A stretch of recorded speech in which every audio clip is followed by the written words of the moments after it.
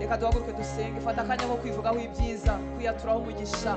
Reka ururimi rwawe rugobotokere gusenga, kwivugaho umugisha, kuvuga ku bawe no ku byawe. Reka ururimi rwawe ruhambukire kwivugaho ibyiza.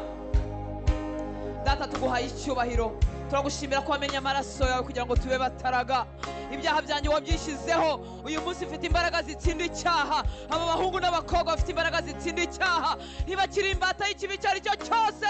Bahindutse abatsinzi no kurushaho, bahindutse abaneshi. Ububata bwose buri munsi y'ibirenge byabo, buri munsi y'ibirenge byabo. Iki cyaha si cyo kumwivuga hejuru, ari hejuru yacyo, ari hejuru y'ubusambanyi, ari hejuru y'ubusinzi, ari hejuru y'ibyanduza, ari hejuru y'inzangano, ari hejuru y'ikibi cyose. Wamushyize hejuru, wamushyize hejuru. Ni umunyamugisha, aratunganirwe. Urakoze mwami w'abami ko waduhinduye abanyamugisha ndetse ukadugira isoko y'umugisha. Ndi umunyamugisha, ndi umuhesha w'umugisha. Aho ngeze haba hahawe umugisha. Umuryango mvukamo ufite umugisha wo kuba ufite, urugo ndimo rufite umugisha wo kuba rumfite, itorero ndimo rifite umugisha, igihugu mvukamo gifite umugisha. Turi abahesha b'umugisha, turi abanyamugisha. Turi ubwoko budatangirwa, turi ubwoko budakumirwa. Yo, turi ishyanga, ishyanga rizana ibyiza aho rigeze. Arahirwa umushaka, arahirwa ushakana nawe, arahirwa uvukana nawe. Turi abahesha b'umugisha, turi isoko y'umugisha. Urakoze mwami ko wampinduye umugisha, ndagira ngo ubyigane ubyivugeho. Urakoze ko wampinduye umunyamugisha, urakoze ko wangize isoko y'umugisha, urakoze ko wangize umuhesha w'umugisha. Icyo nzakora cyose kizambera cyiza, icyo nzahagararamo cyose magarikiwe nawe, kuko ndi kumwe nawe, kuko uri muri jewe, kizambera cyiza. Nzabusohoza imigambi yawe, nzabusohoza imigambi yawe mu isi. Nzabukora icyo wagambire ko nzakora, nzahagarara mu byo wagambire ko nzahagararamo. Urakoze Uwiteka Mana Nyiringabo. Aba bagore bazabyara, bazakikira, bazarera abana babo, bazaba amahoro. Aba bakobwa barashakwa, aba bahungu barashaka, barashaka ku gihe. Yo, barashaka ku gihe, barashakwa ku gihe. N'abanyamugisha, yo, bahuze n'abandi banyamugisha, bahuze n'abahungu n'abakobwa babateguriye mu izina rya Yesu. Urakoze Uwiteka Mana Nyiringabo. Nibakora gatoya uzakagura, nibakora gatoya kazahabwa umugisha, kazagukira mu biganza byawe, kazahererwa umugisha mu biganza byabo. Urakoze Uwiteka Mana Nyiringabo. Ubutunzi bwacu buzabwo kugushyira hejuru, buzabwo gukora mu bwami bwawe. Ubutunzi bwacu buzabwo gukora mu nzu yawe. Ubutunzi bwacu buzabwo kohereza abamisiyoneri. Ubutunzi bwacu buzabwo kuvuga ubutumwa bwiza. Ubutunzi bwacu, yo, urakoze Uwiteka Mana Nyiringabo. Muri twebwe generasiyo zikurikiraho harabaho impinduka, harabaho impinduka, kuko duhari nyaguhora ku ngoma. Ngo abana babagukunda bahabwa umugisha kugeza mu buzukuru b'ibihe igihumbi. Urakoze Uwiteka Mana Nyiringabo.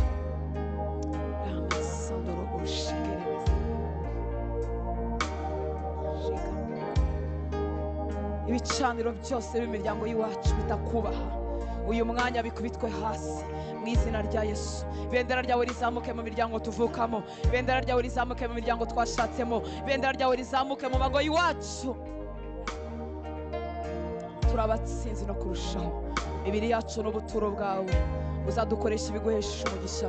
Buri rugingo rwose rungize ruzaguhesha icyubahiro, kuva ku mutwe kugeza ku birenge. Buri rugingo rwanjye rwose ruzaguhesha icyubahiro. Buri rugingo rw'uyu muhungu n'umukobwa ruzaguhesha icyubahiro, ruzaguhesha icyubahiro, ruzaguhesha icyubahiro. Nta rugingo rwe na rumwe ruzaba imbata ya Satani, ruzakoreshwa na Satani. Ibimugize byose bizaguhesha icyubahiro, bizaguhesha icyubahiro, bizaguhesha icyubahiro. Urakoze Mwami w'abantu. Turavuga umugisha ku rubyaro rwacu, turavuga umugisha ku bavandimwe bacu, turavuga kurindwa, turavuga kurindwa kuri basaza bacu, turavuga kurindwa kuri bakuru bacu, turavuga kurindwa kuri barumuna bacu, turavuga kurindwa kuri babyara bacu, turavuga kurindwa kubo tuvukana, turavuga kurindwa ku batubyaye, turavuga kurindwa mu miryango yo kwa badata, turavuga kurindwa n'agakiza mu miryango yo kwa bamama. Ubwo duhari Mwami w'abami, duhagaze mu cyuho cy'imiryango yacu. Umwanzi ntazabatwaza igitugu, turatwikurura igitwikiriza umwanzi yatwikirije ubwenge bwabo, kugira ngo umucyo w'ubutumwa bwiza utabarasira. batwikururwe umucyo w'ubutumwa bwiza ubarasire. Duhagurutse mu mbaraga kugira ngo tubakunde, tuberere imbuto, tubabwire ubutumwa bwiza. Uduhagurutse mwami w'abami, tubabonekere umwanya, tuhaboneke, tuberere imbuto, tubabwire ubutumwa bwiza, ubuzima bwabo buhindurwe nawe. Urakoze ko icyakuzanye ari ukumaraho imirimo ya Satani. Wazanywe no kumaraho imirimo ya Satani. Uko iwabo bapfuye siko azapfa, ibyatsinze iwabo ntibizamutsinda mu izina rya Yesu Kristo w'i Nazareti. Uko yavutse siko azabyara, yaba yavutse yitwa ikinyendaro, yaba yavutse yitwa ko atemewe, siko azabyara, siko azakura. Uko yakuze nabi siko azakorera abana be. Mu izina rya Yesu turaciye umugozi mu izina rya Yesu Kristo w'i Nazareti. Yaba yakuze ari imfubyi, atarezwe n'ababyeyi be, ndamuvuga ko kuzarera abazabyara, azabarera, azuzukuruza mu izina rya Yesu Kristo w'i Nazareti.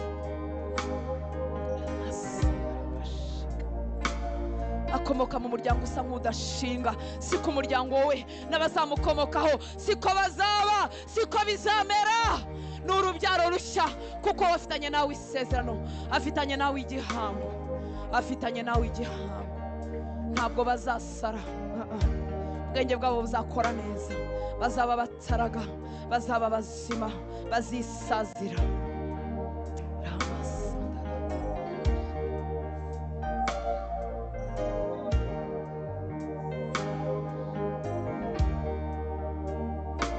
Sikre y'ubukene, ubukene bwa karande iramenagurika kuri we mu izina rya Yesu Kristo w'i Nazareti. Ni umunyamwete, arakoresha amaboko ye, ibitekerezo bye birabohoka mu izina rya Yesu. Birabohoka, birabohoka, bimenya aho yakorera n'icyo yakora mu izina rya Yesu.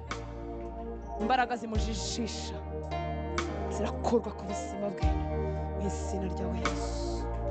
Urakoze Uwiteka Mana Nyiringabo, ni umunyamahirwe, umunyamugisha. Urakoze Mana, urakoze Yesu.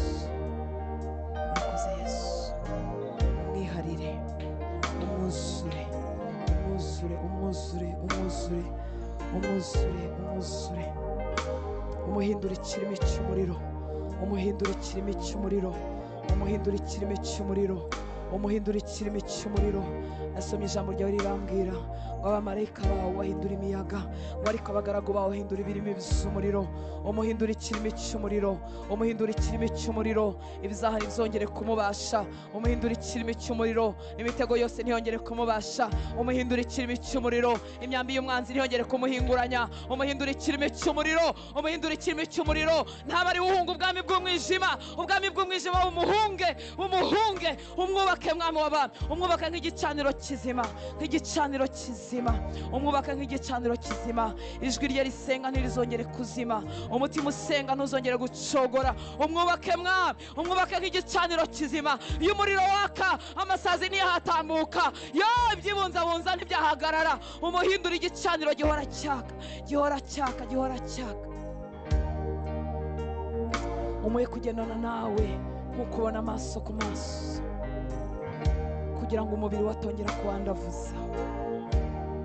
Kanwa ke kavuga iby'ubwiru bwawe, kanwa ke kavuga ibihesha umugisha. Nasomye ijambo ryawe riramubwira ngo ntibishoboka ko mu isoko imwe havamo amazi akereta ngo havemo n'amezi. Reka kuva uyu munsi ururimi rwe ruvuga ibyiza, yivugaho ibyiza. Uri isoko y'ibyiza byose dufite, nta kintu na kimwe dufite tutahawe nawe, nta n'icyo turi cyo tudakesha wowe nyaguhora ku ngoma. Twagarutse imbere yawe kukubwira ngo nushimwe, kukubwira ngo warakoze, kukubwira ngo uri isoko y'ibyiza byose dufite, uri isoko y'ibyiza twitirirwa. Iyo dusubije amaso inyuma twabara iyo migisha, ntabwo twayirondora. Niwe watubabariye bya byaha byinshi, amazina yacu yandikwa mu gitabo cy'ubugingo. Uyu munsi turi abana bawe, turi abana mu rugo rwawe Data. Twaratsindishirijwe kubw'amaraso ya Kristo, kubw'igitambo Yesu yakoze ku musaraba. Uwiteka Mana Nyiringabo, waravuze ngo uzabana natwe kugera ku mpera y'isi. Twarakubonye uri kumwe natwe mu mwijima w'ubuzima, twarakubonye utadusiga umuntu atazi igikurikiraho, twarakubonye utwambukana mu bikombe by'amarira, mu bikombe by'umwijima. Twarakubonye nyaguhora ku ngoma, ahaterera umuntu yumva atari buharangize, yumva atazatera umusozi ngo awurangize, naho twarakubonye uduheka. Uwiteka Mana Nyiringabo, watubereyeho kwizerwa iminsi yose mwami, twagendanye nawe, watubereyeho kwizerwa, watubereye umugizi wa neza n'umutunzi w'imbabazi tutanakuzi. Wirengagiza imyaka yacu yo kujijwa, twabara iminsi yo kurorongotana, twabara imyaka y'amafuti no kwizengurukaho. Uwiteka we, iyo yose imbabazi zawe zarayihanaguye kubw'ubuntu bwawe bwinshi n'urukundo rwawe rutarondoreka. Imbabazi zawe nicyo tumenye ko zingana, ariko ni za zindi Kristo bamuzaniye umugore wafatiwe mu cyaha cy'ubusambanyi, ariko ahubwira ngo genda ntuzongere gukora icyaha ukundi.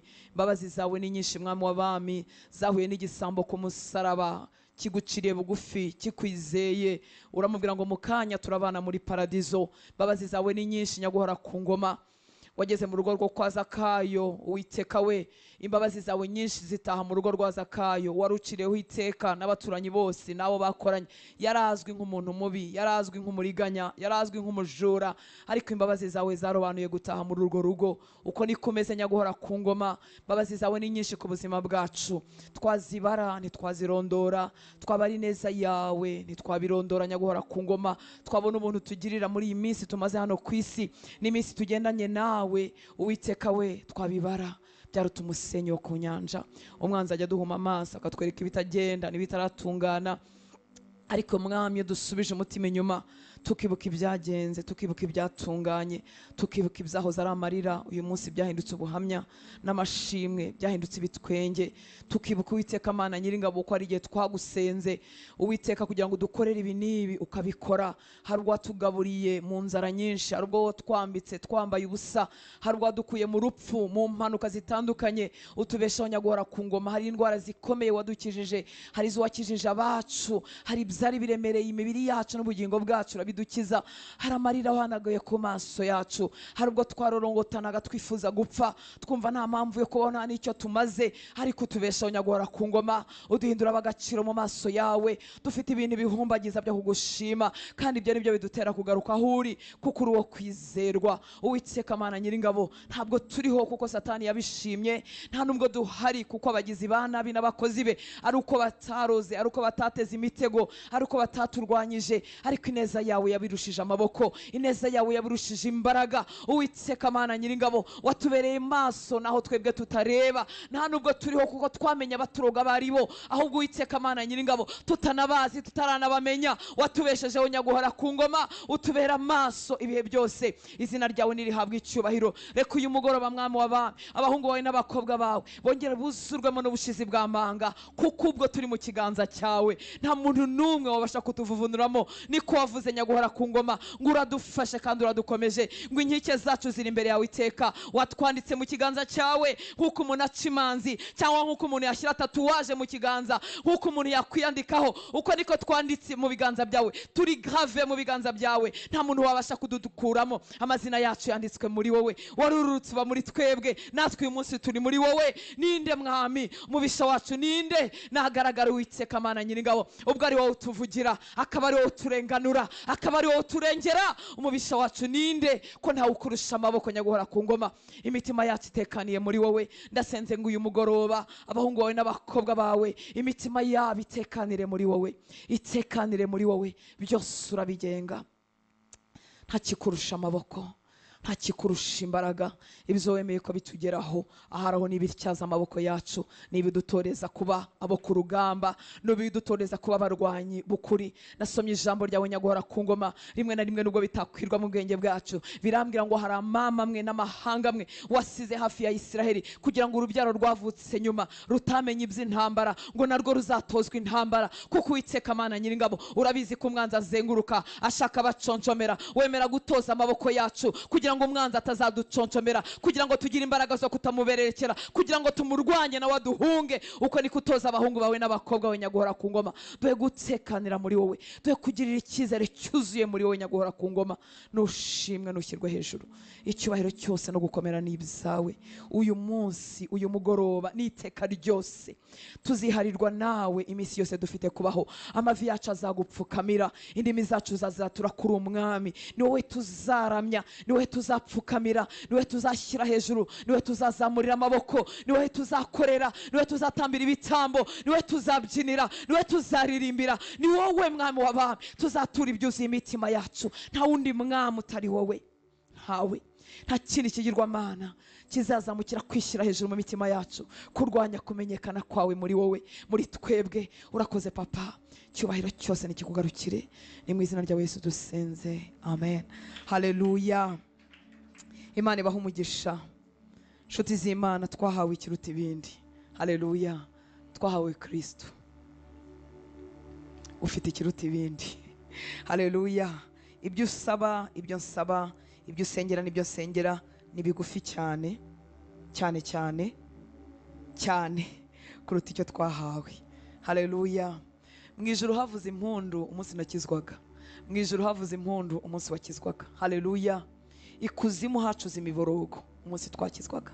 Haleluya. Baravuze ngo mwene kanaka nawe arakijijwe, araducitse. Haleluya. Ibiturwanya byambuwe imbaraga, byamburwa ububasha umunsi twakizwaga. Ndifuza ko utunguka kuri mu mutima wawe mu gihe dusenga, ukimenya uwo uri we, niba warakijijwe ukaba uri muri Kristo Yesu, ugatunga uko kuri kukuzura mu mutima wawe, kukakumara ubwoba. Haleluya. Hirya no hino habaho inyigisho zitwa iza deliverance. Ndahamya ko muzizi cyangwa muzumva mu buryo butandukanye. Zibamo igice cy'ukuri n'igice kitari cy'ukuri. Haleluya. Nta butabazi bw'umuntu, nongere mbishimangire mbitsindagire mu mutima wawe, nta butabazi bw'umuntu bubikiwe mu buzima bw'undi muntu. Muranyumva nshuti z'Imana? Ni ukuvuga ngo ubutabazi bwawe bubikiwe muri njyewe, ubwo mpfuye waba utagitabawe. Murumva bitaba ari ikibazo? Nta butabazi bw'umuntu bubikiwe mu kiremwa muntu gisanzwe. Haleluya. Ibigutabara byose byabonekeye muri Kristo Yesu. Haleluya. Nibishoboka ko ubutabazi bwawe bwabikwa muri, nshobora kugufasha gusenga kuko utarabimenya, nshobora kugufasha kukwigisha ijambo ry'Imana kuko utarabimenya, nshobora kugufasha kuko hari intambwe runaka nkurushije. Haleluya. Ariko uko wigira imbere mu kumenya ijambo ry'Imana, uko wigira imbere mu kubana na Kristo, haleluya, ibyo ntari kukwigisha nawe urabyimenyera. Muranyumva nshuti z'Imana? Byaba ari injustice bavuga ngo iki? Byaba ari ukutabera Imana iramutse ibitse ubutabazi bw'umuntu mu wundi muntu. Tuvuga umuntu akijijwe ari mu bihugu bitarimo ubutumwa bwiza, atazabona pasiteri, atazabona umuvugabutumwa, atazabona uwitwa ngo yasigiwe deliverance, kandi uwo muntu akaba akijijwe akomotse mu miryango yanduye, afite ibintu byinshi byashyizwe ku buzima bwe n'ububata butandukanye, ariko agakizwa akamenya Kristo. Ubwo no kuva ko uwo muntu ari mu gihugu cya kure kitarimo ubutumwa bwiza, wenda cyo mu Barabu cyangwa cyo mu Basoviyete cyangwa cyahe, ni ukuvuga ko uwo muntu yazarinda apfa ari imbohe? Ntabwo ari byo. Ndabizi ibi byari impaka myinshi kandi sindi no mu bahakana ko umuntu ataterwa na Satani, kuko narabibonye n'amaso yanjye. Nabonye abadayimoni bava mu bantu, nabonye abadayimoni bavuga mu bantu, nabonye abadayimoni bivuga ibigwi mu buzima bw'umuntu babase, bakavuga amazina y'ababohereje. Ntago ndi uwo mu bahakana, ndi mu babyemera ku isi y'umwijima ikora. Ariko kandi nanga icyoba kiri mu bera, nanga ubwoba bera bagendana. Haleluya. Nanga ubwoba butuma Satani ashyirwa hejuru cyane kuruta Kristo. Nimwitegereza muri Bibiliya nshuti z'Imana, mukareba ko Yesu yirukanye abadayimoni mu bantu, ariko nubireba neza uzasanga atarakurikiranye ngo atinde kuri ibyo bintu, ngo avuge rero ngo uyu musore wari ufite abadayimoni ngabo babandi boherejwe mu ngurube, ngo abadayimoni bari baravuye aha, ngo bavana aha n'aha, ngo ni nyirasenge, ni se wabo, ni nyirarume. Ntabwo inzira z'Imana zisiga amatiku inyuma, ntabwo zisiga inzangano inyuma. Muranyumva nshuti z'Imana? Nshobora guhabwa impano z'Imana ariko ntarakura ku kigero kimenya ibivugwa n'ibitavugwa. Muranyumva? Ariko impano z'Imana nzifite. Hanyuma nagusengera ngahita nguterananya na nyogosenge n'umugabo wawe na nyoko wanyu ngasiga mbateranyije. Biba ari ikigero kigufi cy'ubumana. Ntibivuga ko izo mpano zitaba ari iz'ukuri, zishobora kuba ari iz'ukuri nkuko zishobora kuba ari iz'ibinyoma. Ariko kudakura mu mwuka, ko Yesu yirukanye abadayimoni, ko atasubiraga inyuma ngo ajye gusesengura akore siyansi y'abadayimoni. abacukumbure, abavuga amazina. Murabizi wa mugore w'umunyamahangakazi, umusidonekazi, waje kwinginga Yesu akamubwira ngo namukirize akana k'agakobwa. Yirukanye dayimoni mu mwana w'umukobwa, yaramubwiye ngo utaye kwizera kwawe kuragukije, ngo ageze yasanga umukobwa we yabaye muzima. Ariko ntiyamubwiye ngo uyu ni dayimoni witwa Nyakagoro, sinzi Nyagaki. Ntabwo yabicukumbuye ngo amubwire ngo aturuka hana. Kumenya aho aturuka n'adaturuka bikongerera iki mu rugendo rw'agakiza? Bitumara amatsiko, kandi iyo dufite imitima itarakomera mu Mana bigasiga twanganye na bene wacu. Reka nkubwire, mu muryango w'iwanyu hari abarozi, ntukeneye umuntu uza kubikubwira. Uko hari abakristo hariho n'abakozi ba Satani, kandi bizahora gutyo kugeza igihe Yesu azatwara itorero. Mu rusengero hari abera, hari n'abarozi. Hari abazindukira gusenga n'abazindukira kuroga. Ibyo birasanzwe, sina ngombwa ngo bamenye, sina ngombwa ngo bagirire ubwoba. Nongere nakubwire, uzi ko utinya umurozi umumenye turi muri 2022, umumenye muri 2022 kuva yaba harakuroga, noneho umumenye uyu munsi ubwoba bukakwica. None se mbere yaho warinzwe n'iki? Niki cyakurinze? Niki cyakubeshejeho? Ikindi, umwana w'Imana w'ukuri wakinze umuryango w'icyaha, ntabwo amadayimoni atura muri we. Icyo akora, imyambi y'abarozi ishobora kumugeraho, baguhinguranya bien ukabyumva ko ari igitero. Dushize ubwoba. Haleluya, haleluya. Abarozi bariho, nawe udakeka barahari, ariko se ko bahari, hanyuma Yesu uri muri njyewe we yaba amaze iki niba atarusha imbaraga ibindwanya? Muranyumva nshuti z'Imana? Haleluya. Tujye dusenga, turwane intambara yo mu mwuka, ariko turwanire mu ruhande rwa victoire, kuko n'ubundi intambara turwana yabaze gutsinda, barayitsinze kera. Ni nko gukina kugaragara muri televiziyo match yamaze kuba Rayon Sport na PL, icyatsinze urakizi, noneho kubera ko ukunda umupira ukongera kubamo. Ubutsinzi bw'abera bwararangiye ku musaraba i Golgotha. Haleluya, haleluya. Muzankunda, mwongere mu nkunde, munyuzemo mu nyange, mwongere mugaruke mu nkundi. Kuko muzahura n'ibintu bitandukanye, n'inyisho zitandukanye. Uyu munsi itorero nta mukristo ugira pasiteri umwe. Kera byari byoroshye, iyo pasiteri we yabaga akubwiza ukuri, uko kuri ko wamenyaga. Ariko uyu munsi internet ituma nta muntu ushumbwa n'umuntu umwe, ushumbwa n'isi yose. Ushumbwa nabo iyo uzi Icyongereza, ushumbwa nabo muri Zimbabwe, ugashumbwa nabo muri Afurika y'Epfo, ugashumbwa nabo muri Nigeria, ugashumbwa na pasiteri wawe, ugashumbwa n'umushumba wo mu cyumba. Icy'ukuri n'icy'ibinyoma. Niyo mpamvu ari uruvange. Mukwiriye kugira ijambo ry'Imana rigwiriye muri mwebwe, kugira ngo ikitari ukuri n'ikiza uvuga uti yego hano ndimo ndasengerayo, ariko ibisukuri ndasigarana ibisukuri. Ikindi ntabwo tumenya byose, ikindi kumenya muri Kristo kurakura. Haleluya, amen. Reka dusome ijambo ry'Imana mu rwandiko rwa kabiri rw'Abakorinto, igice cya 5, umurongo wa 15 kugeza kuri 21. Niwibagirwa ibintu byose navuze n'imyaka yose tumaze tubana, uzasigarana iki kintu kimwe kivuga ngo ubutabazi bwanjye Imana ntishobora kububika mu buzima bw'undi muntu. Umuntu upfa gutese, umuntu ugenda mu gatandukana, umugisha wawe ntubikiwe muri pasiteri wawe, ntabwo bibaho. Yes, iyo nkuvuzeho ibyiza bikubaho rwose, ariko mujye mwibuka ko umuvumo w'ubusa udafata. Ntabwo waba mu buzima bukiranuka bubane n'Imana ngo nkuvume uvumike, ntibazakubeshye. None se n'inyoba ngashaka nkurikira mu buyobe bwanjye, hanyuma ngo nkakuvuma ukavumika? Ntabwo ibyo bintu ari byo.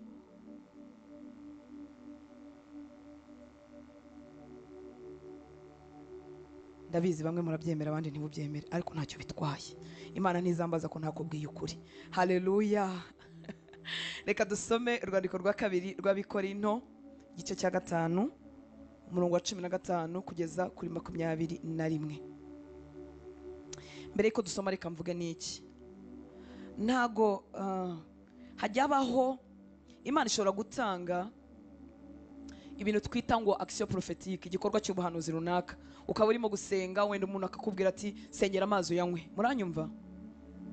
Cyangwa se gusigwa amavuta ko kwa barwayi kurimo muri Bibiliya, turakwemera, ariko si ihame, kuko Yesu ajya gukiza wa mwana w'urwaye igicuri nta mavuta yamusize. Haleluya. Si ihame ngo bihoreho ngo bimere uko, ngo ugiye gusenga witwaza amazi, ujyana amazi. Ibyo bintu muza hano tubikura mu nzu z'abapfumu. Nta muntu ujya mu nzu y'abapfumu ngo agende batamuhaye akantu. Aba mama n'abakobwa, haleluya, nitwe tubikunda cyane. nta muntu ujya mu nzu y'abapfumu ngo atahe batamuhaye akantu, sibyo?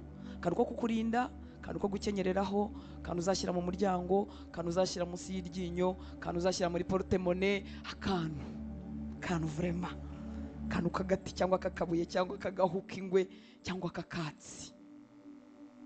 Mu nzu y'abapfumu niho dukurayo noneho abarokore tuzangana. Mu nzu y'abapfumu niho haba amasaha ari presi, ugomba kubyuka ukajya hanze ugakaraba aya mazi cyangwa ukisiga ibi bintu.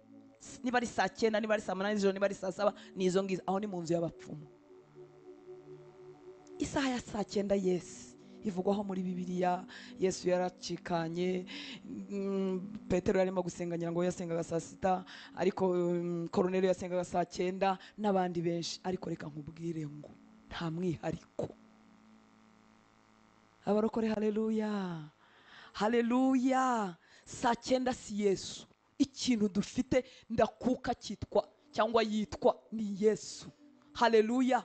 Saa 9 hari igihe uyigira ikigirwamana, ni nziza kuyisenga, ariko nta connection n'ijuru iri muri saa 9, itari muri saa 6, itari muri saa 5, itari muri Imana ni Imana y'ibihe byose. Ubu se niba ndi umusirikare saa 9 iteka nkaba ndi ku burinzi, nkaba mbona umwanya saa 9 za mu gitondo, ubwo nuvuga ngo ijuru ntizigera rinkingukira? Kuki mudashyiramo ubwenge? Niba ndi umuganga ndari zamu kwa muganga, saa 9 zisanga kwa muganga, ubwo nisenga mu gitondo mbese ntago Imana n'ijuru ntizankingukira? Oya, ntabwo ari byo. Haleluya, haleluya, amen. Turacyakundanye? Amen. Ni byiza kugira discipline y'ubuzima bwawe bwo mu mwuka, kugira ibihe usengeramo ni byiza. Niba warasetinze saa 9 ni byiza, ariko icyo ushaka gusenya ni ikigirwamana cyitwa saa 9. Guma muri saa 9 uyisenge, nanjye iyo nabishoboye ndabikora, ariko ikigirwamana cyitwa saa 9 gisenye usenge muri iyo saha. Yes, ngo niho abarozi bakorera. Abarozi bakora igihe cyose.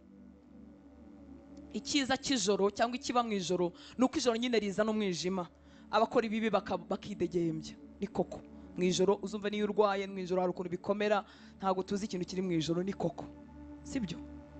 Ariko hari abantu bananiwe no mu mubiri, akavuga ngo saa 6 y'ijoro ngo igomba gutandukana ngo n'umunsi ukurikiyeho ngo ndi maso. Bararushye, baruhiye mu mago yabo, baruhiye mu bukristo, ntibatuma abagabo babo basinzira. Ngo saa 6 y'ijoro ngo umunsi ugomba gutandukana ngo n'undi ngo ureba guteze mpaka. Ibintu babwira mbyumva mu matwi y'abantu. Iyo utabizi cyangwa utabibamo ugira ngo abantu ntibabibamo. Abantu baruhiye mu gikristo, aho Yesu yaje kudutura imitwaro twaraharuhiye. Sinkugira umunebwe wo gusenga, ariko wikwibaka ikigirwamana mwisa ngo umunsi ugomba gutandukana.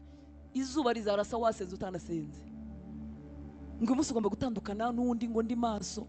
Mana yanjye, mana yanjye, mana yanjye.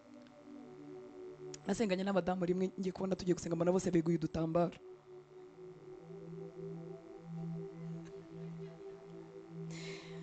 Uzi njyewe icyo nsigarana mu mutwe, sigara mvuga ko badasenga iteka. Ni ukuvuga ngo muri dushe ntiyasenga, kuko muri dushe ntabwo yikoreye igitambaro ku mutwe, ndarimo aroga mu mutwe. Ntiyasenga ari muri bisi, ntiyasenga ari he. Isengesho ryanjye ntabwo ryumvikana gifite igitambaro ku mutwe.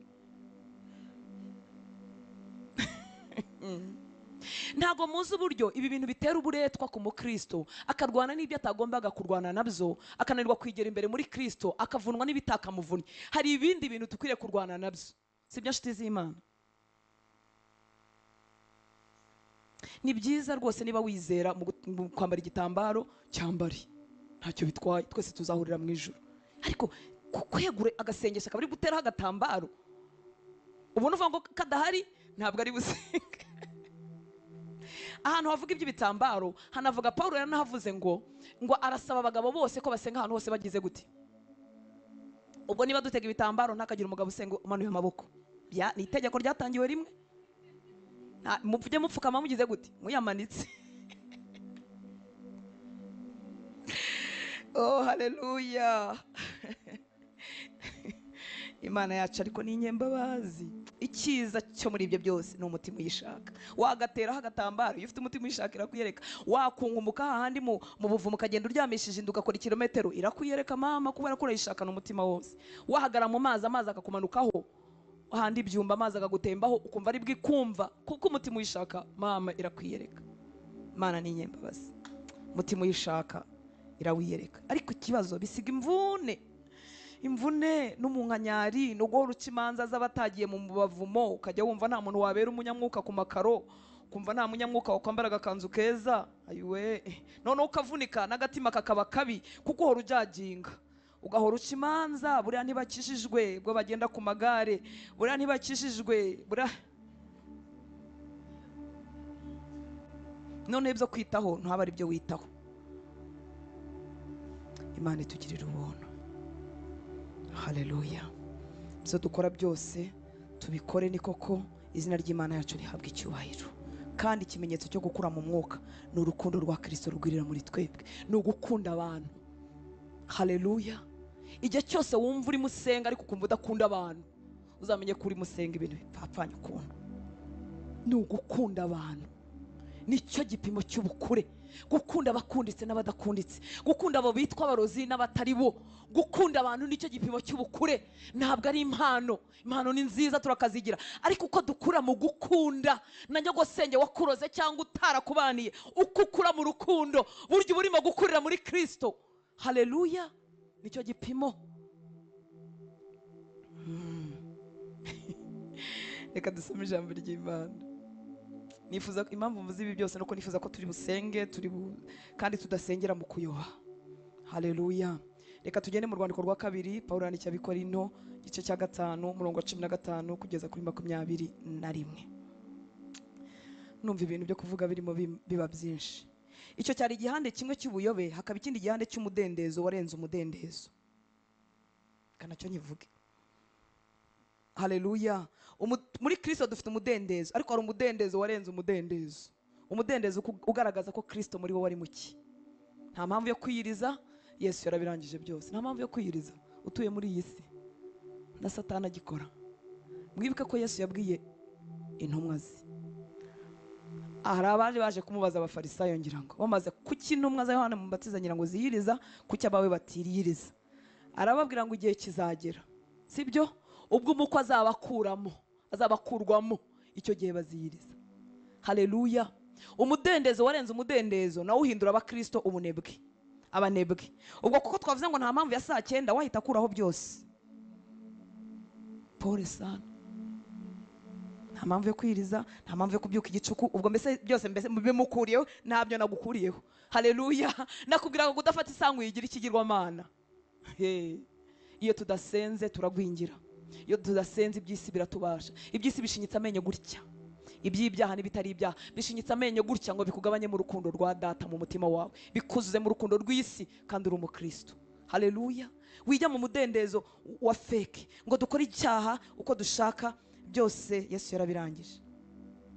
Usambane n'umuhungu nimurangiza mwihananeho. Mama, umukobwa n'umuhungu bamaze gusambana, umwe asabana baturirana ibyaha, basabana imbabazi. Jesus. Icyaha cyose gisiga kiyongoweje ibintu ibihumbi mu buzima bwawe, nubwo Data yakubabara. Deja mpora nibaza, umutima ukora icyaha nkana ukwiriye kwibaza niba warakiriye agakiza. Aho harimo ikibazo. Na umuntu wakijijwe uko yafataga icyaha bihita bihinduka. Umuntu wakijijwe uburyo akora icyaha ni nk'uko wasitara. Iyo tugiye mu mujyi nta muntu wavuze ngo nimva mu rugo ndi busitare 5, ariko ashobora gusitara kwibuye, imodoka ishobora kumutera ibyondo. Ibyo nibyo byaha abakristo bashobora kugwamo.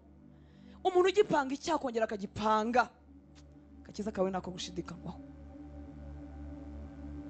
Haleluya. Amen. Urwandiko rwa kabiri rw'Abikorinto 5:15 kugeza kuri 21. We kugira umudendezo utari uwa Gikristo. Umudendezo wa Gikristo, Pawulo yaravuze neza ngo byose turabyemerewe. Mfite umudendezo byose ndabyemerewe, ariko umuntu arobanuramo ibimufitiye umumaro, sibyo? Ibitamufitiye umumaro, ibitukisha izina ry'Imana, ibituma atitwa nk'umukristo. Umuntu yakureba akayoberwa niba uri umukristo cyangwa uri indaya. Vrema. Yakumva imivugire yawe kibaze se yarakijijwe, se n'umupagani. Hakwiye kubaho impinduka. Haleluya. Ngo ugiye agakiza ni mu mutima ngo ibindi ntumbaze. Byo basigara bamvugaho birabareba. Nawe Haleluya. ejo twavugaga agakiza kuzura kagasesekara tukakabona n'inyuma. Amen. Agakiza kadaherekezwa n'impinduka, tukazasanga abo bantu mu ijuru ni abantu bakijwe ku gitanda cyo kwa muganga bagahita bapfa. Ni abantu bihannye begeranye n'urupfu, nta mwanya wo gukora imirimo. Ariko we nanjye twagize umugisha, turacyariho. Haleluya. Hakwiye kuba impinduka mu buzima bwacu. Ntiwemere, impamvu dusenga no kugira ngo tutagira ubwo buzima bw'intege nkeya. Ngo ese ikibazo nikigukubita nutinda kubona amafaranga wihine mu nzu y'abapfumu vraiment ngo baguha amahirwe hanyuma ugaruke dukorane na 7 days. Jesus. Uko dusenga tugwiza imbaraga, tukamesa kamwe, tugategereza umwami yabangutse cyangwa yatinze, tukamutegereza byaciyemo cyangwa bitaciyemo. Haleluya. Fete ibiturwanya ni natwe twifungurira imiryango. Umuntu ararwara ngo akabanza kujya kubaza ku muganga wa Kinyarwanda ngo abaze niba bamuhumanyije none abone kugaruka asenge. Uri umurokore bakakujyana mu nzu y'abavuzi ba Kinyarwanda, ubwo babitagatifuje, ariko nabapfumu. Kuko none se umuntu utari umupfumu ngo uragenda ngo banze gusuzume, none numenya ko baguhumanije ubwo aranaguhana umuti, ariko nusanga ataguhumanije uragaruka usenge. Imana iravuga ibyo itatubwiye nuko ibitarashaka kubitumenyesha. Hari ibintu ibihumbi dukiza itanabivuze. Haleluya. Simakana ubuvuzi bwa gihanga kuko n'ibinini tunywa biva mu bimera. Haleluya. Ariko mbere yuko ubyirukira uzashishoze. Ese ni ibyatsi koko n'umuravumba yavuga usarawuguha, ni umubirizi yavuga usarawuguha, ni ibindi bintu ntazi yavuga usarabigwa, cyangwa yarinze gushyiraho amagambo agerekaho utugambo akubwira aho ubanza kubyerekeza. Ibyo bintu berekeza bagerekaho amagambo birimo izindi mbaraga z'umwijima. Abikorintho 2:5-15-21. none ngiye gusoma. Haleluya. Ibi byose mbibabwirana umutima ubakunda kandi cyane, wifuza ko tuba abakristo b'abatsinzi. Haleluya. Banesha, batsinda, bataganya, bafite ubumana bwuzuye muri bo kandi batsinze na Satani n'ingabo ze. Haleluya. Bakristo badashingira ubukristo bwabo ku muntu. Imana ishimwe ko ndi umushumba wanyu, Imana nibihererwa icyubahiro. Ariko nyine ibintu Imana yubaka, ariko hari n'ibindi biri muri Kristo. Haleluya. Ngo kandi yapfiriye bose kugira ngo abariho be gukomeza kubaho ku bwabo, ahubwo babeho ku bw'uwo wabapfiriye akanabazukira. Nicyo gituma uhereye none tutazagira uwo dutekereza dukurikije amasekuruza, nubwo ariko twatekerezaga Kristo, ariko noneho ntitukimutekereza dutyo. Haleluya. Nicyo gituma dukurikire neza, uhereye none tutazagira uwo dutekereza dukurikije amasekuruza, nubwo ariko twatekerezaga Kristo, ariko noneho ntitukimutekereza dutyo. 17. Umuntu wese iyo ari muri Kristo Yesu aba ari icyaremwe gishya.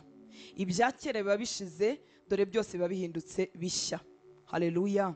Umuntu wese iyo ari muri Kristo aba ari icyaremwe gishya. Ibyakera biba bishize, dore byose biba bihindutse bishya. Uyu muntu wese bavuga uri muri Kristo Yesu ni umuntu wahindutse umwana w'Imana. Iyo bavuze umuntu wese, harimo wavukiye mu nzu y'abakristo akagira umugisha, ntagire ikintu kibi gikorwa ku buzima bwe, ntagire amagambo mabi, ntamurikirwa abapfumu, ntagire ikintu gikorwa ku buzima bwe, nta ndasago, ntaki, ntibamujyanye mu nta magambo bamuvuzeho, nta yavutse mu biganza byiza. Uyu muntu yari muri Kristo Yesu aba ari icyaremwe gishya. Reka mvuge n'undi wavutse agasanga avukiye mu nzu baraguza, mu nzu baterekera, mu nzu y'abapfumu, mu nzu bafata abana babo bakabamurikira ibintu runaka, bakabamurikira abasekuruza, bagafata udukobwa bakadushingira sekuru wapfuye mu mihango bakora. Umuntu wagize ibyaga akavukira mu nzu babandwa, bakorana ya mihango y'imandwa. Mu mihango y'imandwa basambanaga hagati y'abantu bose, bukwe na nyirabukwe na mukazani, uruvange. Umwana akagira ibyaga akavukira mu muryango urimo ibyo bintu. Ariko Bibiliya iratubwira ngo umuntu wese iyaje muri Kristo Yesu, haleluya, ababaye icyaremwe gishya. Muranyumva nshuti z'Imana, haba hasigaye urugendo kwitandukanya no kudafatwa n'ibyo byose. Kuko umuntu wavukiye mu miryango y'abakristo bubaha Imana, bamaze iminsi basenga, byanze bikunze intambara zo mu mwuka zizaba nkeya nk'umuntu wavukiye mu biganza by'abapfumu banabikomeje batenda kubireka, barwana urugamba n'umwana babyaye mu isi yo mu mwuka. Haleluya. Iyo uvutse mu miryango nk'iyo ngiyo ugakizwa, haba hashojwe urugamba mu isi yo mu mwuka. Mushobora gukomeza mugakundana mu bifatika, ubwo naba afite ikinyabupfura, abatagifite bwo urugamba no ku mubiri ruraza, ariko abafite ikinyabupfura bazakurwanya mu mwuka. Yesu ashimwe cyane. Murumva neza ko intambara zizatandukana. Haleluya. Kuko wenda hari ibyo bagombaga kugutwerera no kukuraga no kugusigira, akaba ariho uzakomeza uwo murongo, ukazakomeza ibyo ngibyo. Byanze bikunze hari urugamba ruba rushojwe, uzahura n'intambara runaka. Yesu ashimwe nshuti z'Imana. Ariko ntago bikuvanaho kuba warabaye icyaremwe gishya. Muranyumva nshuti z'Imana, ngo ugumane uwo mugozi nubwo ufite ubwoba ngo iwacu bimeze gutya, bamasenge bameze gutya. Oya, bavuze umuntu wese yari muri Kristo Yesu. Haleluya. Iyo bavuze umuntu wese n'uwavutse neza, n'uwavutse mu buryo buri mw'ibyo byose navugaga. Mana yacu tugire neza. Haleluya. Reka duhese icyubahiro. Haleluya. Haleluya. Umuntu wese yari muri Kristo Yesu aba ari icyaremwe gishya. Ibya kera babishize, dore byose bihindutse bishya. Ariko ibyo byose bituruka ku Mana yiyunze natwe ku bwa Kristo, ikaduha umurimo wo kuyunga n'abandi. Amen. Uri iki? Uri icyaremwe gishya. Ibya kera, ibyo wagizemo uruhare n'ibyo wavutse ugasanga bihari, ntago bikigufiteho urutabe, ntibikigufiteho umugabane. Haleluya. Ibya kera babishize, dore byose biba bihindutse bishya. Niki gituma umuntu ashobora gukomeza kwibonaho ibimenyetso by'ububata, byo kubatwa, byo guterwa, kandi yarabaye icyaremwe gishya. Haleluya. Uba warabaye icyaremwe gishya, ariko birashoboka ko wakwibonaho ibimenyetso byo kubatwa bitandukanye. Haleluya. Muranyumva nshuti z'Imana. Ntago bikumanura ngo nuko ibyo bimenyetso bikuriho bikumaremo kuba icyaremwe gishya, uhite wiyumva ko utakijijwe, uhite wumva ko Imana yawe idafite imbaraga, uhite wiyumva ko Yesu muri wowe adahagije. Oya.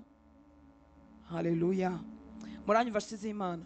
Mwibuke ko iyo twabaye ibizaremwe bishya, ntibivuga ko imyambi ya Satani itatugeraho. Murabyibuka? Niyo mpamvu dufite kwizera ko gukingira imyambi ya wa mubi yakumuriro, kuko azakomeza kugutera. Niba nyoko ari umurozi, nimba so, nimba simbizi, ibintu byo mu muryango by'iwanyu, niba bahara bakuroga, imyambi ishobora kukugeraho igasa nkaho igukerereje mu rugendo runaka rwo gusingira umugisha runaka, ariko ntago bihita bikumanura kuri level yaho wari uri nk'umwana w'Imana. Muranyumva? Iyo urwana uzuriwe n'icyo wagize cyo, urwana mu buryo bwiza kuruta umuntu wumva adakwiriye, kuruta umuntu wumva bimurusha amaboko akiryamira akabyihorera. Mana yacu tugire neza. Haleluya. Kuko muri Kristo ariho 19 arimo Imana yiyungiye n'abari mu isi, ntiyaba ikibarabaraho ibicumuro byabo, kandi noneho yatubikije ijambo ry'umwuzuro. Nicyo gituma tuba intumwa mu cyimbo cya Kristo, ndetse bisa naho Imana ibingingira muri twe. Nuko rero turabahendahenda mu cyimbo cya Kristo kugira ngo mwiyunge n'Imana. 21 uyifate mu mutwe. Kuko utigeze kumenya icyaha, Imana yamuhinduye kuba icyaha ku bwacu, kugira ngo muri we duhinduke gukiranuka kw'Imana. Haleluya. Utarigeze kumenya icyaha, uyu ni Kristo. Kuko utigeze kumenya icyaha, Imana yamuhinduye kuba icyaha ku bwacu, kugira ngo muri we duhinduke gukiranuka kw'Imana. Haleluya. Twebwe abari muri Kristo Yesu twahindutse gukiranuka kw'Imana, atari imirimo, atari igikorwa icyo ari cyo cyose, kubera uwo twizeye. Haleluya. Ibi bintu iyo umuntu atabimenye, umwanzi amugaraguza agati. Nongere ngo iki gishushanyo numva atari ubwa mbere nyitanze. Iyo umuntu azi ko yambaye umwambaro wera, haleluya, ariyubaha akanitwararika kuruta umuntu wambaye igisarubeti wenda nk'icy'abakanishi. Murabona igisarubeti cy'abakanishi kiba kiriho imyanda y'uburyo bwose. Kwicara hasi byamworohera, kumva ko atejejwe byamworohera, gukora imirimo y'imyanda byamworohera, kuryama hasi munsi y'imodoka birihuta, kujya mu myanda birihuta, kuko nyine atambaye umwambaro wera. Iyo umukristo abayeho atazi iri hame ko ryakoretse mu buzima bwe, ataramenye ko yahindutse gukiranuka kw'Imana muri Kristo Yesu, iteka ahora yumva atuzuye, akumva adashyitse. haleluya. Yaba agiye guhangana n'imbaraga z'umwijima akumva ntashyitse wenda pasiteri yaboneka nibwo byari gukunda, kuko atamenye uwo yagizwe we. Haleluya. Twahindutse gukiranuka kw'Imana muri Kristo Yesu. Haleluya. Turi abakiranutsi atari ku by'imirimo, kubera icyo Yesu yakoze. Haleluya. Kuko utigeze kumenya icyaha, Imana yamuhinduye kuba icyaha ku bwacu, kugira ngo muri we duhinduke gukiranuka kw'Imana. Iyo iri hame warimenye, hakaba igitero kizi wawe, haba mu ijoro haba ryari, urahaguruka ugahangana nacyo. Haleluya. Ubwo ndavuga igitero cy'umwuka, simvuga icy'abajura. Icy'abajura uzavuze induru utabazi. Haleluya. Iyo uhuye n'ipusi, iyo uhuye cya kinyoni n'ikihe, n'igihunyira, iyo uhuye n'imbwa zirara ziboroga cyane, ntabwo utabaza, uzuriwe muri Kristo Yesu. Uhangana n'ubwami bw'umwijima. Iyo igitero kiguhinguranyije, Satani ashobora kurasa umwambi bien, cyangwa ukarota inzozi mbi, kandi inzozi mbi warose ikintu kigukata cyangwa inzoka ikurya, wabyuka ugasanga ahantu hatukuye hanabyimbye. Nuvuga ngo ni igitero cy'ukuri. Ntabwo utabaza, uhamagara iyo mu ijuru kuko iri kumwe nawe, hari uwo wagizwe we. Haleluya. None se nuhamagara abantu bose ugasanga telefoni zirafunze, ibikuniga uzabireka bikomeze bikunige, ufite Kristo muri wowe. Haleluya.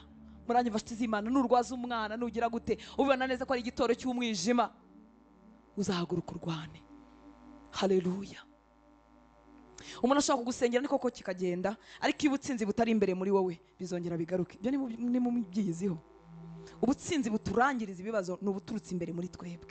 Haleluya. Umuntu azagusengera agufashe kugeza igihe amaboko yawe akomereye, ariko iyo ubutunzi buvuye imbere muri wowe nibwo utsinda igitero runaka. Amen. Imana yacu tugirire neza. Haleluya. Dutinze kuri aya magambo, ariko ntacyo bitwaye, kubera ko umuntu yajya gutema igiti, uzi ubwenge atyaza ishoka umwanya munini, hanyuma iyo atemye ahita atema rimwe. Niyo mpamvu ukwiriye kugira ijambo ry'Imana ry'ukuri rigwiriye mu buzima bwawe. Haleluya. Haleluya. Reka nsome n'aya magambo yerekeye ku igaburo ryera, hanyuma turegera ameza y'umwami dusengere rimwe. Amen. Nanone mu rwandiko rwa mbere rw'Abikorinto igice cya 11.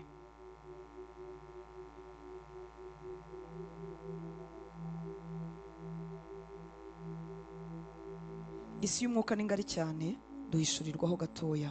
Nta muntu wakwikoma mu gatuza ngo avuge ngo namenye byose. Haleluya. Duhishurirwa ko umwami Imana duhaye guhishurirwa.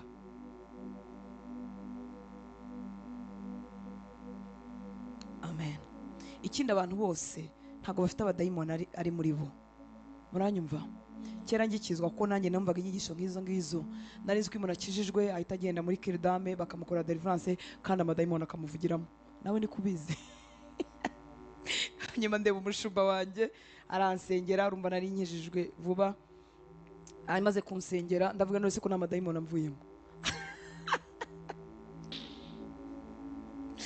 Arambwira ati umvaga amadayimoni ari bukuvamo. Ni yego, nzi ko abantu bose iyo basengewe bakorewe deliverance cyangwa bigenze gute amadayimoni agomba kubavamo. Ntago abantu bose amadayimoni abarimo, sibyo? Haleluya. Tuvuga ngo ubusindabohoka ngo ubona dayimoni iramvamo ngo ivuge ngo iragiye. Oh haleluya. Abikorinto ba mbere 11:23 tugeze kuri 31. Ngo nuko icyo nahawe n'umwami wacu kumenya nicyo nabahaye namwe, yuko umwami Yesu ijoro bamugambaniyemo yenze umutsima akawushimira akawumanyagura akavuga ati uyu ni umubiri wanjye ubatangiwe, mujye mukora mutya kugira ngo munyibuke. N'igikombe akigenza atyo. Kuri 24 havuze ngo uyu ni umubiri wanjye ubatangiwe, mujye mukora mutyo kugira ngo munyibuke. Umubiri wa Kristo waratanzwe kugira ngo natwe tugire ibyo tuhungukiramo. Haleluya. 25 ngo n'igikombe akigenza atyo bamaze kurya, ati iki gikombe ni isezerano rishya ryo mu maraso yanjye. Ni isezerano rishya. Haleluya. Abinjiye mu maraso ye twinjijwe mu isezerano rishya rivuguruza amasezerano yose twaba twaragize. Hari amasezerano ku buzima bwacu tuba tutaragize mu ruhare. Muranyumva nshuti z'Imana? Iyo uvukiye mu muryango wamaze gutanga urubyaro rwawo, wamaze kugira ibintu runaka uvuga, muranyumva nshuti z'Imana, uvukira muri iryo sezerano ripfuye. Ariko twebwe abari muri Kristo Yesu, kubw'amaraso Yesu yamennye, twinjijwe mu isezerano rishya. Haleluya. ngo n'igikombe kigenza atyo bamaze kurya, ati iki gikombe ni isezerano rishya ryo mu maraso yanjye. muranyumva nshuti z'Imana? arimo aravuga ku maraso ye. ni isezerano rishya ryo mu maraso yanjye, mujye mukora mutya uko muzajya munyweraho, urakoze, kugira ngo munyibuke. muranyumva? n'igikombe kigenza atyo bamaze kurya, yamamaza mu yandi magambo isezerano rishya abazamwizera bagiye kwinjizwamo. haleluya! isezerano rivuguruza andi masezerano yose. hari amasezerano dusanga iwacu barakoze, hari n'ayo twikorera mu miryango y'ibyaha twebwe ubwacu twakinguye. haleluya! ariko muri Kristo Yesu twinjijwe mu isezerano rishya ryo mu maraso ye. ngo n'igikombe kigenza atyo bamaze kurya, ati iki gikombe ni isezerano rishya ryo mu maraso yanjye, mujye mukora mutya uko muzajya munyweraho kugira ngo munyibuke. uko muzajya murya uwo mutsima mukanywera kuri icyo gikombe, muzaba mwerekana urupfu rw'umwami Yesu kugeza aho azazira. iyo tugenza dutya tuba twerekana, iyo twegera ameza y'umwami nk'uko yabidusabye, tubikora twibuka urupfu yapfuye ku bwacu, tubikora twibuka ibyaha by'abari mu isi yose yishyizeho. uko muzajya murya uwo mutsima mukanywera kuri icyo gikombe, muzaba mwerekana urupfu rw'umwami Yesu kugeza aho azazira.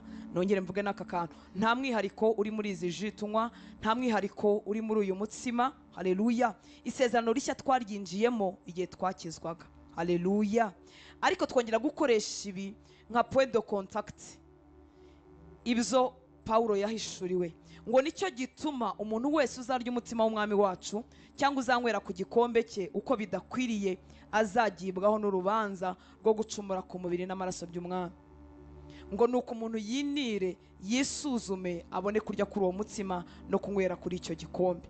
mu byo Pawulo yahishuriwe yuko abantu begera ameza y'umwami batabyitayeho hari ibibabaho. hanyuma natwe twumva muri twebwe ko abegera ameza y'umwami babyitayeho nabo hari ibibabaho. haleluya! bimwe biri negatifu, ibindi biri pozitifu. ngo nicyo gituma umuntu wese uzarya umutsima w'umwami wacu cyangwa uzanywera ku gikombe cye uko bidakwiriye azagibwaho n'urubanza rwo gucumura ku mubiri n'amaraso by'umwami. nuko umuntu yinire yisuzume, yani magambo yihane, asaba Imana imbabazi, agira ubuzima busabanye n'Imana neza. ahangaha kandi twongera kuboneraho kwihana k'umukristo. ntabwo ari igihe ageze mu iteraniro, ntabwo ari igihe ageze imbere y'igaburo ryera. kwihana no kwiyeza k'umukristo ni igihe cyose yumva ubusabane bwe bwatokowe. muranyumva nshuti z'Imana? ngo nuko umuntu yinire yisuzume abone kurya kuri uwo mutsima no kunywera kuri icyo gikombe, kuko upfa kurya akanywa atitaye ku mubiri w'umwami aba aririye kandi aba anywereye kwishyiraho gucirwaho iteka. ndetse nicyo gituma benshi muri mwe bagira intege nke, abandi bakarwaragura, abandi benshi bakaba basinziriye, ariko twakwisuzuma ntitwagirwaho n'urubanza. haleluya! iri torero ry'i Korinto twagize umugisha tukakiramo iki cyanditswe, bashobora kuba barapfaga kurya uko bashatse, kandi isoma hejuru urabibona batabyitayeho. none arababwira rero ingaruka zabyo zo kutabyitaho, kuko upfa kurya akanywa atitaye ku mubiri w'umwami aba aririye kandi akaba anywereye kwishyiraho gucirwaho iteka. ndetse nicyo gituma benshi muri mwe bagira intege nke, abandi bakarwaragura, abandi benshi bakaba barasinziriye cyangwa se barapfuye imburagihe, barakenyutse. ariko twakwisuzuma ntitwagibwaho n'urubanza. twitegura kwegera ameza y'umwami, tuba twifuza kubikora mu mwanya no mu mwuka wo gusenga. haleluya! kugira ngo ibi bizababagaho twebwe twakira ikinyuranyo cyabyo. niba baragiraga intege nkeya, twebwe tugira imbaraga. niba bararwaragurikaga, twebwe ntiturwaragurike. niba barapfuye imburagihe, twebwe tuzabeho kugeza igihe Imana yatugeneye. haleluya! niba baraririye kwishyiraho urubanza, twebwe turire kandi twibukire guhabwa umugisha. muranyumva nshuti z'Imana? reka batuhereze cyangwa cyakwihuta n'ikihe kuduhereza kwiseriva, hanyuma turasenga, hanyuma turanywa. niba warizeye Kristo ari umwami n'umukiza w'ubugingo bwawe, karibu ku meza y'umwami.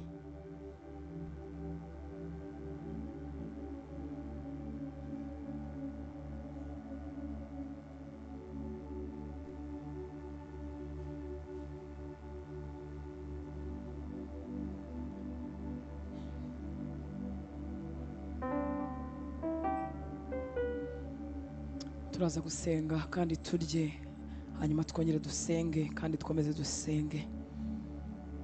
Ndifuza kuri uyu munsi ko ubuzima bwawe bwakuzura Kristo, bwabohoka rwose, kugira ngo ntituzahora ahantu hamwe duhora twibohora, ahubwo kugira ngo duhagarare amaboko yacu mu mwuka akomejwe, dukenyejwe n'Imana, ibirenge byacu bikomereye mu mwami, kugira ngo umwami Imana dukoreshe kubohora abandi, ahubwo adukoreshe kubatura abakibaswe. Cyazanye Kristo no kumaraho imirimo yose y'umwanzi, uzajya ubyibuka.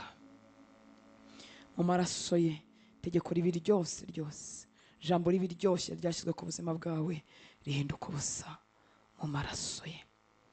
Maraso yavuga neza kuruta ibitambo byose byatanzwe, kugira ngo udatunga umugisha, kugira ngo utagirirwa neza. Maraso yawe rusha imbaraga.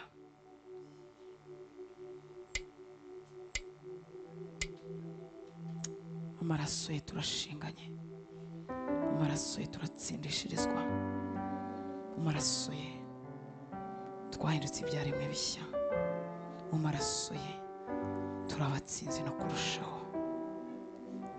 Dushobora kuba mu mwanya wo gusenga, abadukurikira online nawe ushobora gukora igaburo ryera iwawe n'abawe, ushobora gukoresha icyo ufite.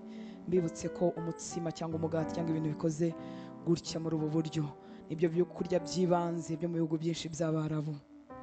Kuko njyavuga ngo iyo Yesu aza kuba muri mu Rwanda, ahari aho bari gukoresha ikijumba cyangwa umwumbati, ariko ushobora kubitegura wakoresha ji, wakoresha cyo kunywa ufite, wakoresha amazi uramutse nta kintu na kimwe ufite. Banga riri mu maraso ya Yesu, ntiriri muri ibi. Mwibuke ko bari barimo gusangira bisa nk'ibisanzwe, bari basanzwe basangira, ntabwo bari bateguye ibi bintu kugira ngo bakore igaburo ryera. Barasangiraga ibyo basanzwe basangira.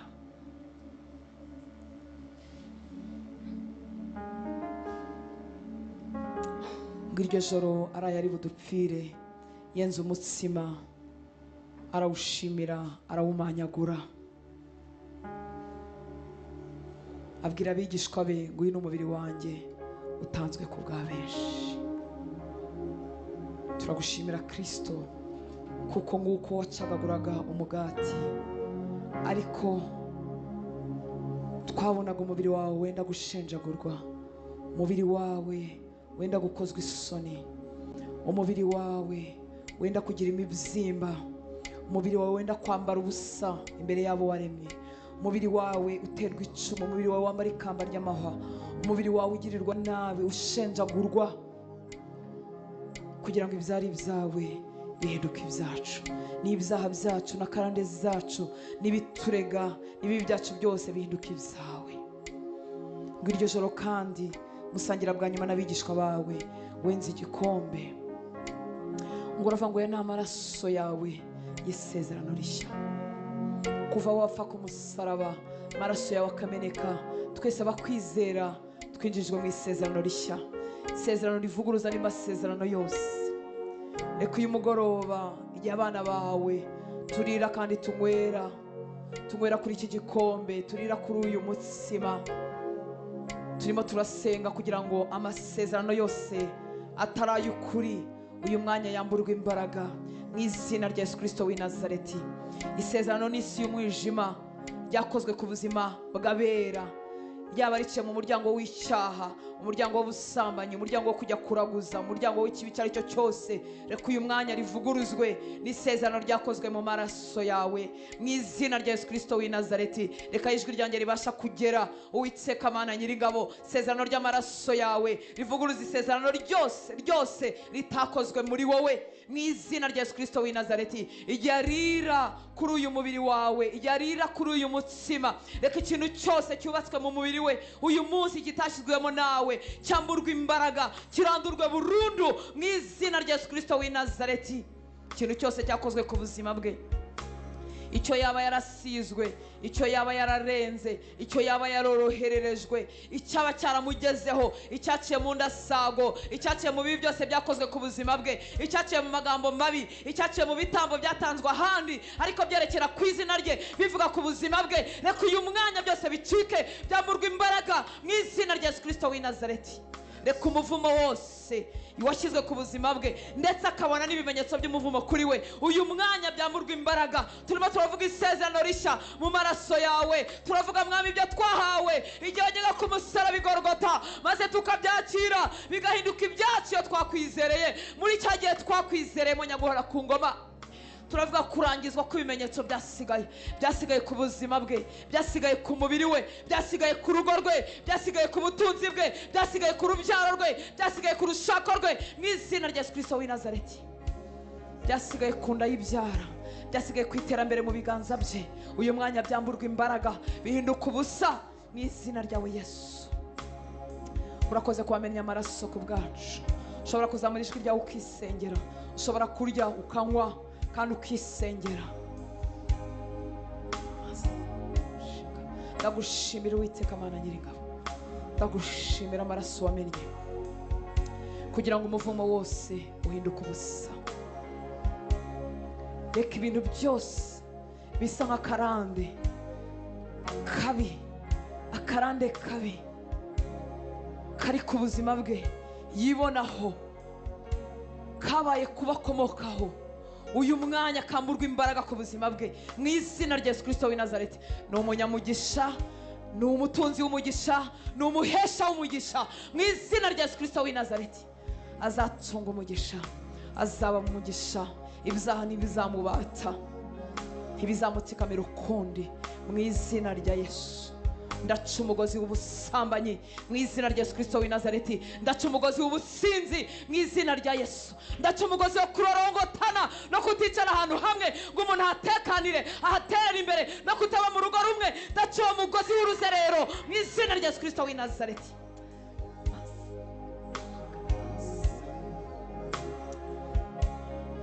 Ndavuga umugisha ku buzima bwe, ndavuga umugisha ku rubyaro rwe, ndavuga kugubwa neza no kugirirwa neza, ndavuga kubyara, ndavuga gutunganirwa,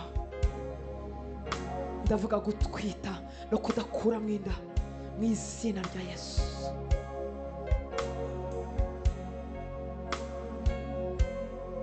Ndavuga gukira kwawe, indwara zidasobanutse zimuke uyu mugoroba, zimuke mu mubiri we, zimuke mu buzima bwawe mu izina rya Yesu. Ubwo dufitanye isano nawe Kristo, tukaba tufitanye n'imiryango tuvukamo, ndavuga ngo indwara zose zidasobanutse zikomoka ku mubi mu izina rya Yesu zikurwa ku buzima bwe, aho zaturutse aho ariho hose. Uyu mubiri we ni ubuturo bw'Umwuka we.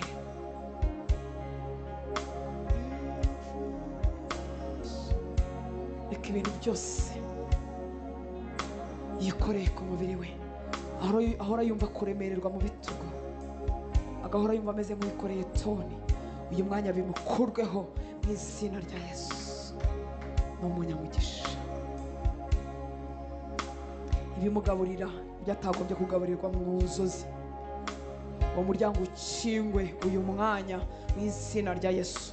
Ibimusambanya mu nzozi mu ijoro yabyuka akibonaho ibimenyetso nk'uwasambanye, uyu mwanya uwo muryango ukingwe mu izina rya Yesu Kristo w'i Nazareti. Uwo mugozi ucike.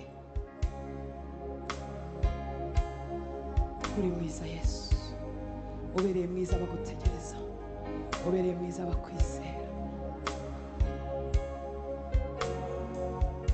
Umujinya yumva umwinjiye nk'ikintu kivuye ahandi, uyu mwanya ukurwe ku buzima bwe mu izina rya Yesu Kristo w'i Nazareti.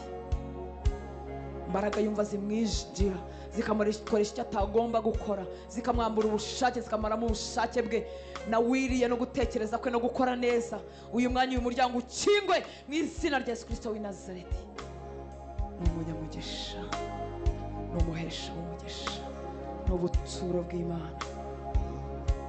Uri mwiza Yesu, wuzuye kugira neza. Ni umunyamugisha, ni umunyamugisha, ni umunyamugisha. myuka y'urupfu uri muteza kwisabira gupfa kumva ntacyo amaze itandukanywe n'ibitekerezo bye mu izina rya Yesu Kristo w'i Nazareti. Azabaho, azarama, ntazakenyuka, azabaho, azarama, azageza ku gihe wamugeneye kugeza.